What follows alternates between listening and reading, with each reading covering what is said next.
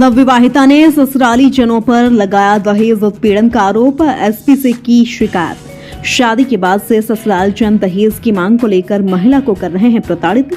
2023 में हुई थी बांदा के मदन नाका में रहने वाले युवक से शादी के 8 दिन बाद से दहेज की फरमाइश करने लगे ससुराल के लोग। शादी के बाद से मायके में रह रही थी महिला। ससुराल के लोगों ने महिला की नहीं ली हाल खबर। मायके से आकर 1 वर्ष से रह रही पीड़िता ससुराल में पति ने नहीं ली सूद। जनपद हमीरपुर के थाना बैंवार क्षेत्र अंतर्गत के रहने वाले पिता ने अपनी बेटी की थी बांदा शहर कोतवाली के मदन नाका में शादी में दिए गए रुपया व जेवरात रखने का ससुराली जनों पर आरोप पिता ने लगाया। शादी के बाद से ही दहेज की फरमाइश करने लगे ससुराल के लोग। पिता ने बताया कि बेटी को छोड़कर दामाद रह रहा है बाहर दिल्ली में। बांदा एसपी से पीड़ित महिला व पिता ने की न्याय की फरियाद।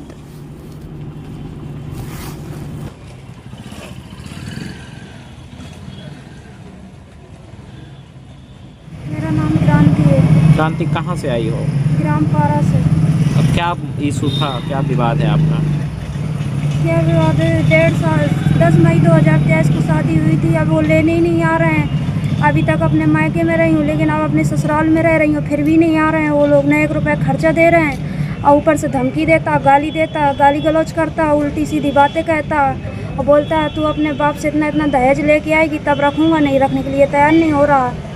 क्या नाम है हस्बैंड का? अमित दास। कहाँ के हैं? बांदा मर्दन्ना का मोहल्ला के दिल्ली बिजवा शंकर सेड़ा शंकर बिहार में रहते हैं।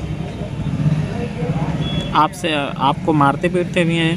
मारते पीटते, उल्टी सीधी बातें कहते हैं, फोन से गाली गलौज करते हैं, बोलते हैं 1 रुपया नहीं दूंगा, कर ले जो कुछ तुझे करना हो। ऊपर से धमकी देता है। कप्तान साहब के यहाँ आई थी, क्या हुआ है? वो बोल रहे हैं 1 हफ्ते का टाइम दे रहे हैं, अगर 1 हफ्ते में आ जाएंगे लेने तो ठीक है, नहीं बाकी मुकदमा करा देंगे। मेरा नाम रामदयाल वर्मा। कहाँ से हो? ग्राम पारा, पोस्ट कोटा, थाना विवान, तहसील मोतहा, जिला हमीरपुर। अब क्या विवाद है? विवाद ये, मैंने अपनी बेटी की शादी 10 मई 2023 में क्रांति की अमित दास मर्दन्ना का बांदा निवासी के साथ में की थी। बेटी शादी के बाद मुश्किल से मुश्किल 1 हफ्ते ही रह पाई होगी कि दान दहेज के लालच में उन्होंने बेटी को छोड़ दिया और सारे जेवरात भी उन्होंने अपने पास रख लिए। उनको नंगे पैर और नंगे हाथ और ना नाक में ना कान में कहीं कुछ नहीं था उसके। बाद में बेटी ने बताया कि सारी जेवरात उतार करके मेरे घर भेज गए थे। वो 1.5 साल हो गए।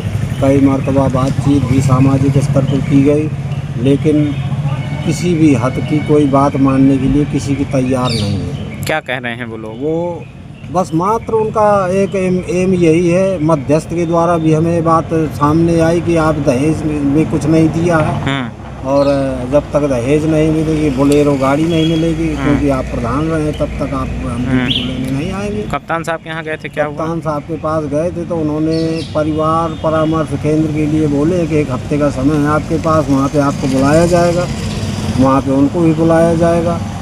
फिर अगर नहीं आते हैं, वो नहीं मानते तो सीधा मुकदमा लिखवाया जाएगा।